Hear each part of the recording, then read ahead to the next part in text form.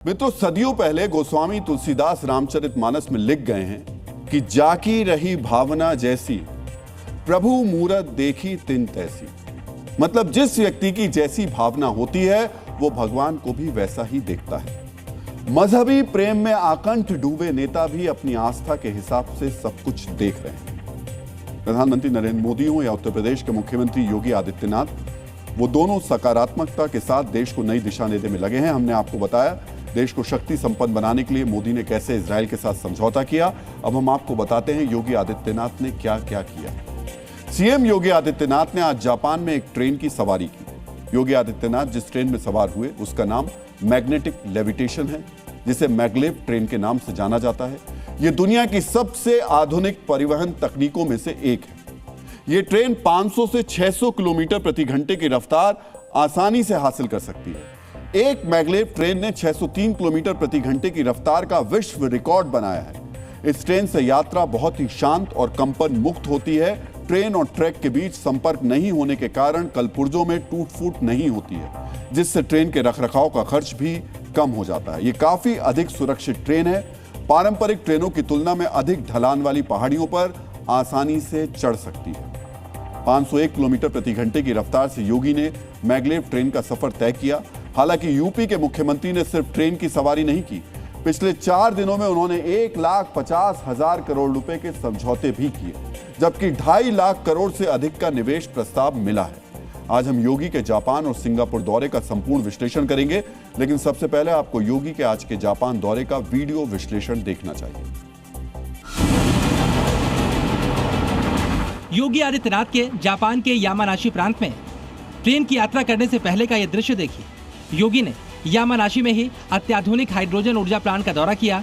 उन्होंने power to gas प्रणाली को समझा, जो सौर और पवन ऊर्जा को हाइड्रोजन में बदलती है। सीएम योगी ने विशेषज्ञों के साथ इसके तकनीकी पहलुओं पर विस्तार से चर्चा की। जापान में योगी का बाल प्रेम भी दिखा। वो यामानाशी पब्लिक स्कूल भी पहुंचे, बच्चों से बातचीत की, उन्हें तोहफे दिए। छोटे छोटे बच्चों से ये संवाद भी अनोखा था। यामानाशी जाते वक्त योगी आदित्यनाथ ने जापान में रहने वाले भारतीय मूल के लोगों और बच्चों से बातचीत की। बच्चों ने उनके पैर छुए, श्लोक पढ़े और नमस्ते कहा। सीएम ने बच्चों को चॉकलेट गिफ्ट की।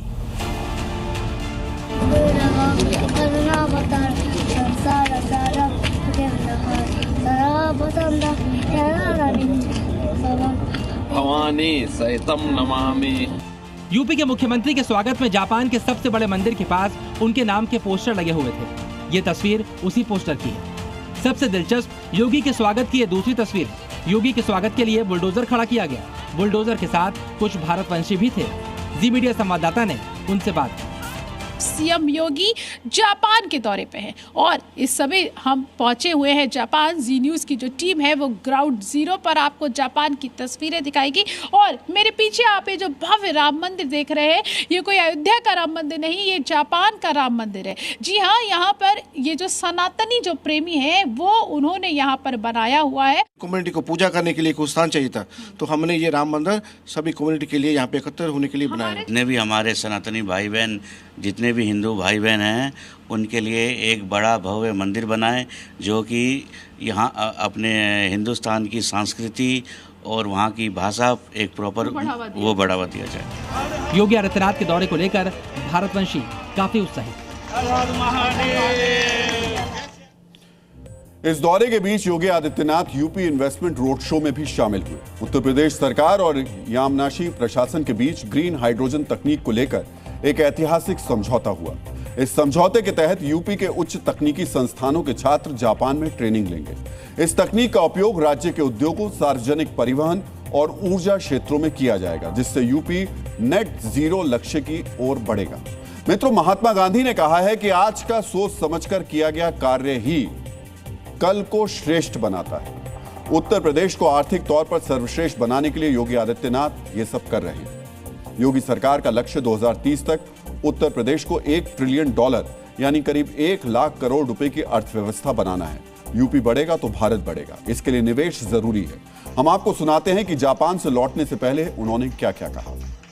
कार्यक्रम के दौरान हम लोगों ने ये भी देखी है कि जो एक परसेप्शन लॉ बेहतर रूल ऑफ लॉ का परिणाम क्या होता है, ईज ऑफ डूइंग बिजनेस, जिस पर पहले दिन से प्रधानमंत्री जी का फोकस रहा है, उसका परिणाम क्या होता है, टेक्नोलॉजी का उपयोग करके ट्रांसफॉर्मेशन का परिणाम क्या होता है, दुनिया ट्रस्ट करती है।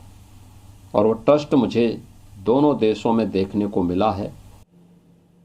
मित्रों, इसमें कोई दो मत नहीं कि यूपी को अगर तरक्की करनी है तो निवेश चाहिए। फिलहाल उत्तर प्रदेश को प्रत्यक्ष विदेशी निवेश का 17% हिस्सा मिलता है। इसे और बढ़ाने के लिए जापान से पहले योगी आदित्यनाथ सिंगापुर भी गए थे।